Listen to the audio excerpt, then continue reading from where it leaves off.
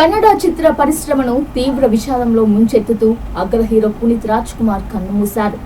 ఈ ఉదయం తీవ్ర గుండెపోటుకు గురైన పునీత్ రాజ్ కుమార్ బెంగళూరు విక్రమ్ హాస్పిటల్లో చికిత్స పొందుతూ తుదిశ్వాస విడిచారు. ఆయనను బతికించేందుకు వైద్యులు అత్యంత తీవ్రంగా శ్రమించినా ఫలితం లేకపోయింది. ఈ ఉదయం ఆయన జిమ్లో కుప్పకూలిపోగా హాస్పిటల్ కి తరలించిన సమయంలోనే ఆయన పరిస్థితి విషమంగా ఉన్నట్టు తెలుస్తోంది. పునీత్ రాజ్ కుమార్ మృతితో కర్ణాటక వ్యాప్తంగా విషాద ఛాయలు అలుముకున్నాయి. పునీత్ చికిత్స పొందిన విక్రమ్ హాస్పిటల్ ఎదుట అభిమానులు గుండెలు బాదుకుంటూ బోరున వినిపిస్తుండడం మీడియాలో కనిపించింది. పునీత్ కుటుంబ సభ్యుల పరిస్థితి చెప్పనక్కర్లేదు. వారు తీవ్ర దిగ్భ్రాంతిలో మునిగిపోయారు. ప్రస్తుతం సీఎం బసవరాజ్ బొమ్మాయి హాస్పిటల్ వద్దే ఉన్నారు.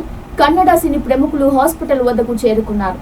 ఇక పునీత్ కన్నుమూత నేపథ్యంలో కర్ణాటక వ్యాప్తంగా సినీ థియేటర్ల మూసివేతకు ఆదేశాలు జారీ అయ్యాయి. దిగ్గజ నటుడు రాజ్ కుమార్ మూడో తనయుడైన పునీత్ రాజ్ కుమార్ కన్నడ చిత్ర పరిశ్రమలో పవర్ స్టార్ గా గుర్తింపు పొందారు. ఫిట్నెస్ కు ఎంతో ప్రాధాన్యమిచ్చే పునీత్ గుండెపోటుకు గురి కావడం విధిరాత అనుకోవాలి.